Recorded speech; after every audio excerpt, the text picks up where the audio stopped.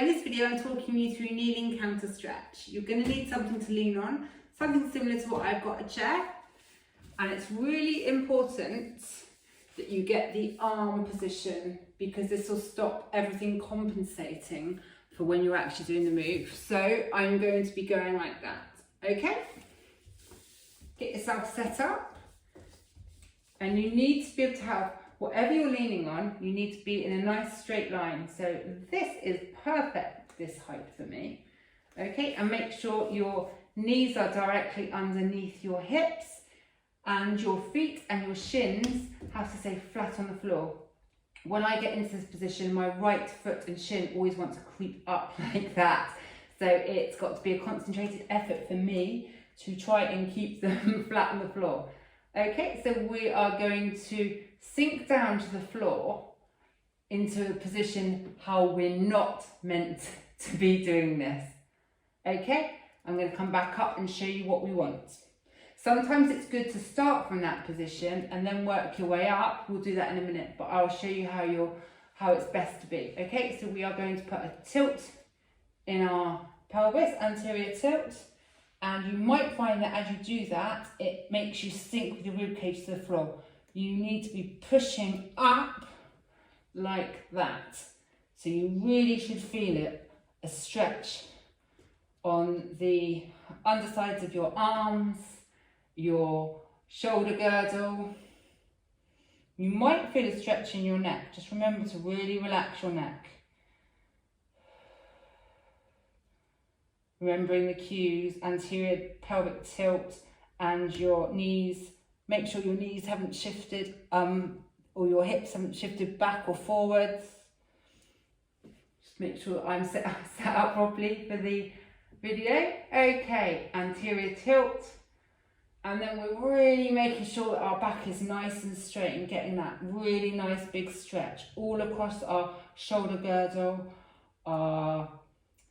your neck might feel like it's stretching. Remember, you might feel a little bit of tension in your neck. Pop your neck on your hands if you're feeling tension, because you really need to be nice and relaxed with your neck. No turtleneck. Really, really nice stretch. All triceps, all along your shoulder girdle. You might feel some stretching here.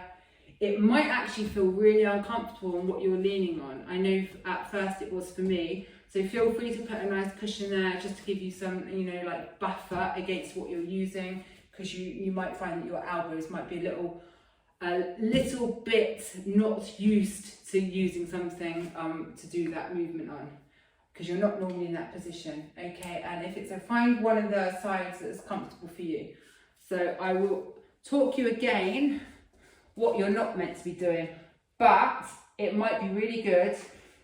Remember to get yourself set up, hips above knees, everything flat, hip width distance apart as well, which I forgot earlier. You need to make sure your hip width distance is apart, not narrow, not too wide, and how you shouldn't be is like that, but it's a good starting point.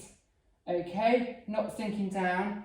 So you've got your anterior tilt, but then you are coming back up like this and you're really pushing against what you're leaning on to give you that stretch all in your upper back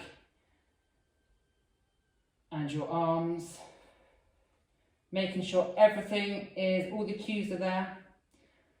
So you've got your feet and your shins flat on the floor, anterior pelvic tilt, but don't let your rib cage sink to the bottom, because that's not what it's about. Okay. And hold for 1 or 2 minutes. And that is an amazing stretch for my thoracic back. I always feels amazing afterwards, and all my triceps, they're just on fire now. Have a go at doing kneeling counter stretch for work your way up from 1 minute to 2 minutes. And if you want, and if you can, you're comfortable, do it for as long as possible, 3-4 minutes. I think you might find it really hard though. Such an amazing D-desk exercise, or if you've been driving, or if you've been in the same position hunched over. Give it a go and see what you think. Kneeling counter stretch.